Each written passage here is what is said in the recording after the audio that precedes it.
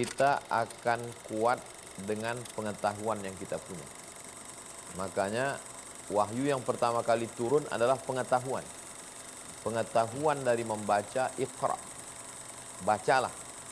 Pengetahuan dari pengajaran Allah SWT, Allamal insana ma lam ya'lam. Ada yang kita cari, ada yang diberikan Allah Subhanahu wa taala. Jadi zikir kuat dengan pikiran, kita tahu, kita sadar, kita ngerti, kita paham bahwa ada Allah tempat kita bersandar, bahwa kehidupan kita ini diatur oleh Allah. Itu zikir pikiran. La hasada illa fitnatain, kata Nabi. Tidak ada hasad atau ghibthah, bahasa kita gampangnya itu iri, kecuali dua hal. Kecuali dua hal. Yaitu rajulun atahullahu malan. Seseorang yang diberikan harta oleh Allah Subhanahu wa taala. Bagus nggak? Seneng nggak? Kaya? Seneng nggak? Tapi jangan sampai kaya doang. Tapi kita harus sampai derajat dermawan. Dia punya harta banyak, barokah, kemudian dia berbagi di jalan Allah Subhanahu wa taala. Tanda syukurnya kepada Allah, mimma razaqnahum yunfiqun. Apa-apa yang Allah berikan diberikan lagi kepada orang lain.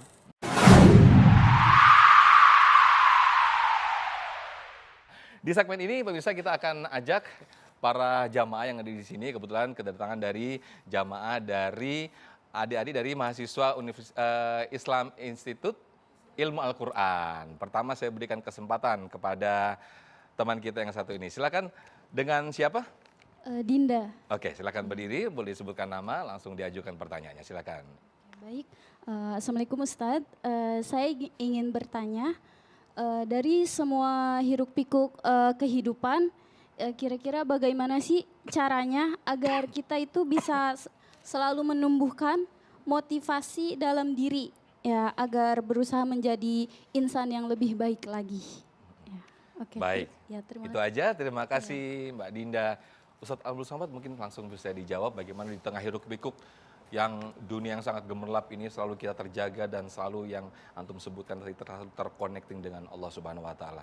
Fadhal Ustaz. Yang pertama, zikir dengan pikiran. Zikir dengan pikiran itu adalah pengetahuan. Kita akan kuat dengan pengetahuan yang kita punya. Makanya wahyu yang pertama kali turun adalah pengetahuan. Pengetahuan dari membaca, Iqra, bacalah. Pengetahuan dari pengajaran Allah SWT, Allamal insana ma lam ya'lam. Ada yang kita cari, ada yang diberikan Allah Subhanahu wa taala. Jadi zikir kuat dengan pikiran, kita tahu, kita sadar, kita ngerti, kita faham bahwa ada Allah tempat kita bersandar, bahwa kehidupan kita ini diatur oleh Allah. Itu zikir pikiran. Kemudian zikir hati kita, ada ulama yang mengajarkan zikir hatinya dengan lafaz mengulang Allah, Allah, Allah, Allah. Dalilnya ayat Quran.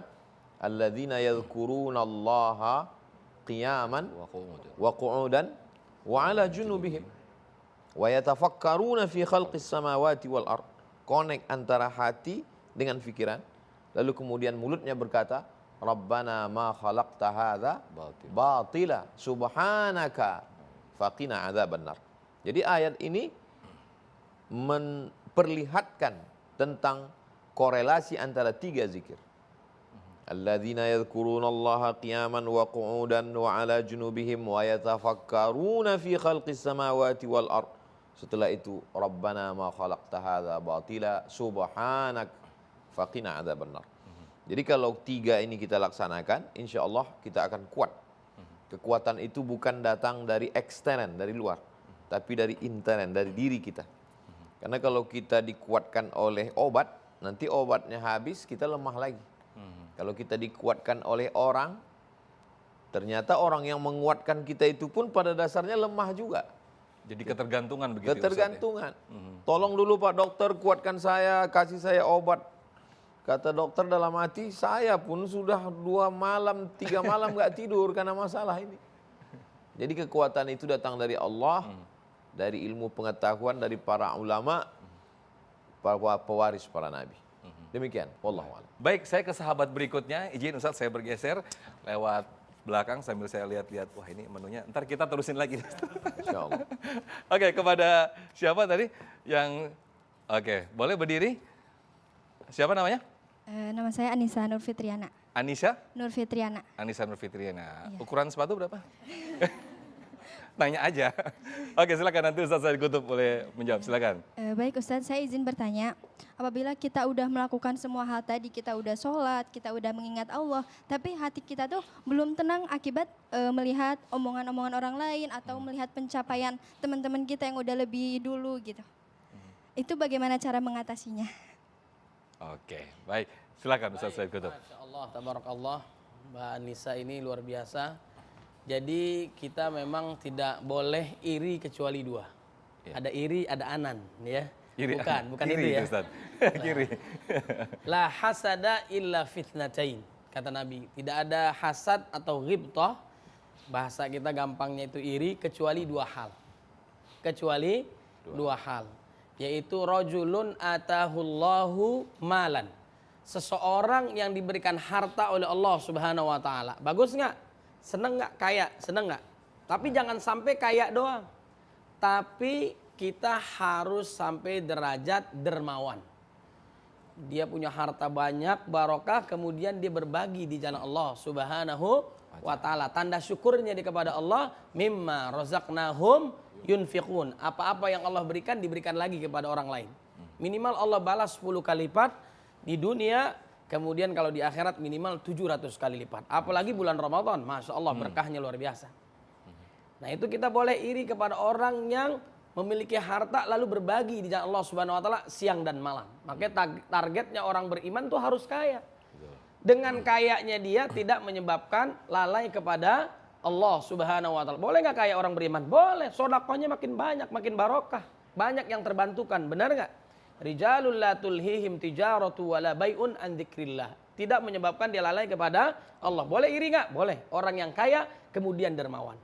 Kemudian yang kedua adalah rajulun atahullahul hikmah. Seseorang yang diberikan ilmu oleh Allah Subhanahu wa taala, baik Qur'annya, hadisnya dan sebagainya, kemudian dia mengamalkan ilmunya siang dan malam. Ini orang yang alim, orang yang saleh, berbagi ilmunya di jalan Allah Subhanahu wa taala, boleh kita iri kepada orang ini. Dua hal saja. Orang yang kaya raya, kemudian berbagi hartanya di jalan Allah. Orang yang banyak ilmu, kemudian berbagi ilmunya di jalan Allah Subhanahu wa taala. Selebihnya gak usah iri kita kepada yang lain. Rezeki sudah ditentukan oleh Allah Subhanahu wa taala.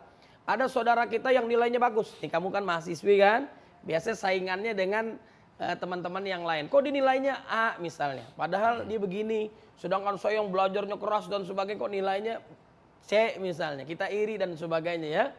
Nah itu kita menjadikan belajar atau nilai sebagai motivasi. Ya, yang penting kita usaha, ikhtiar, hasil serahkan Allah Subhanahu wa taala. Tetangga punya mobil baru, kita yang nyesek, benar nggak? Nauzubillah min dzalik. Ya tetangga punya rumah baru, darah kita makin naik, makin tinggi. Nauzubillah min dzalik. Itu udah sesuai dia, kita doain. Mudah-mudahan berkah. Kadang-kadang nih kita, ente kadang-kadang, ya kan? Ente kadang-kadang ya. Ini lisannya nggak terjaga nih, benar nggak? Padahal di Ramadan harus menjaga lisan. Oh si fulan, alhamdulillah punya mobil baru. Palingan hasil korupsi. Nauzubillah min dzalik. Tetangga lahiran, ini paling kecelakaan ya Allah. Kenapa kok tahu kecelakaan? Lahirnya di BPJS misalnya gitu ya. Atau di mana lah gitu ya. Nah ini nggak boleh, ada tambahan koma. Namanya iri yang nggak boleh. Dilarang oleh Allah Subhanahu wa taala. Jangan panik, tenang aja udah. Yang penting kita ikhtiar. Orang nilainya sukses, kalau Anda nih, atau orang yang sukses dalam berkarir, sukses dalam bisnis, sukses dalam bidang apapun, membuat kita termotivasi, semangat kita makin belajar. Sungguh-sungguh, jangan menjelekkan orang, jangan jatuhkan orang, doakan ya Allah, mudah-mudahan dia diberkahi Allah. Mudah-mudahan setiap doa kita kepada orang lain mantul lagi kepada kita. Alhamdulillahirabbil alamin. Wallahu a'lam.